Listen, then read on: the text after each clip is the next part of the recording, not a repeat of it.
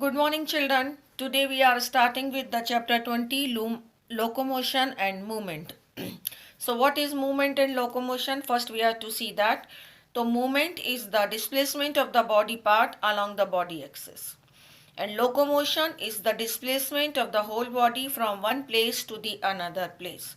So from the very simple form of life like in amoeba to the very highest form of life, very complex organism, the movement and locomotion is the characteristics. So movement is the most significant characteristics of living organism. In living organism, the plants are also there. So do the plants also shows the movement? Yes, of course, they also show the movement.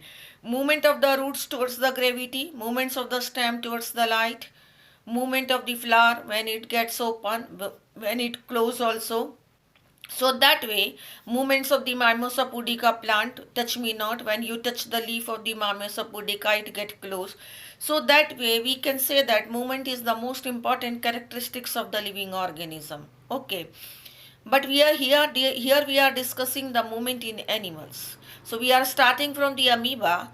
Like in amoeba, the amoeboid type of movement takes place. A very significant movement on the basis of the name of the amoeba only it is been named that amoeboid movement. Due to the cytoplasmic streaming, the pseudopodias are formed and pseudopodias are the locomotory part of the amoeba. Similarly, one more living organism like Trypanosoma, in which flagellas are there, and those flagella helps in the movement of the body. That movement is called as flagellar movement in Trypanosoma. Similarly, another member of the same class Protista, that is Paramecium. The paramecium is again a single cell organism whose whole cell or body is being covered by the thin thread like structures called cilia, and cilia performs the ciliary movement by which the organism moves from one place to the other place in water itself. Similarly, these parts which are helping in the movement, they are also helping in the locomotion. That means displacement of the whole body. If we take the example of paramecium, in which the cilia are helping in the movement of the whole body or the locomotion of the body from one to the other place. Similarly, those same cilia are helping in the movement of the food particle through the cytopharynx, that is the mouth of the organism, to push the food inside the mouth from the water.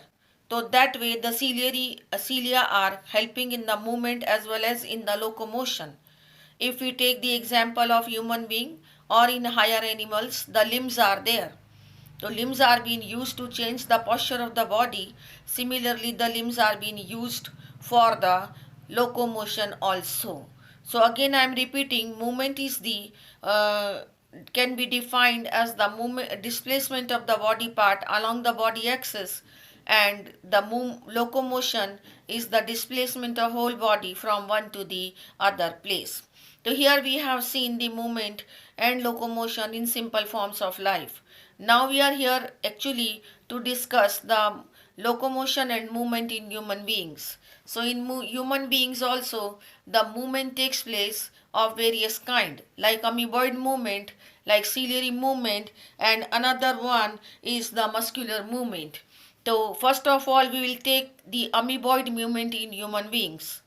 So you know that our white blood cells, which are the lymphocytes, they shows the amoeboid movement. They move in our body from one to the other place and perform the process of phagocytosis to engulf the foreign particles, to engulf the bacteria. They have to perform the amoeboid movement. Similarly, the macrophage cells also performs the movement, amoeboid movement, as the amoeba performs the movement with the help of pseudopodia. Similarly, our WBCs also perform the amoeboid movement. Now it comes the ciliary movement. Where do the ciliary movements takes place in human body? The ciliary movement takes place at many places, mainly in your trachea, that is your windpipe, part of the respiratory system, in which the air is to be moved with the help of the cilia. And similarly the dust particle which we have which already been inhaled along with the air are being trapped by the cilia there and then only, at trachea only, so that the air get filters when it passes through the trachea by the cilia, and it also helps in the further movement, forward movement of the air.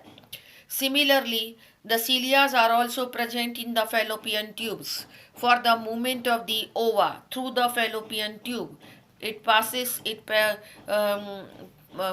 the ova forward by the ciliary movement or by the cilia which are present in the fallopian duct. So that way cilia also present in various parts of our body. And cilia, you know, you have already done this part, that cilia are present on the epithelial cells. The cells on which the cilia are present, they are called as ciliated epithelial cell. These ciliated epithelial cell or the cilia present on epithelial cells only helps in the movement of the ova, or you can say the movement of the particles. Or this way the ciliary movement also takes place in human body. Now it comes the muscular movement. You know, our various body parts are moving, like these lips are moving. This is again an example of muscular movement. When I am speaking, this tongue and lips movement is only due to the muscular movement. Similarly, the movement of when you are not speaking anything and when you are just sitting silently, but facial expressions do being expressed.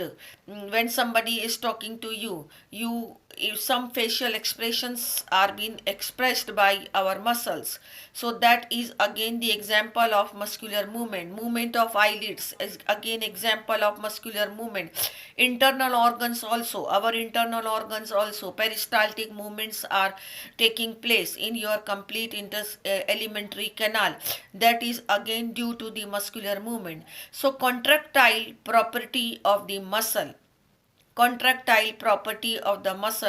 is significant characteristics of the muscle which helps in the movement. So muscles are of various types, and how do they perform movement and what are the types of the muscles, that we will be discussing in the next topic. Thank you.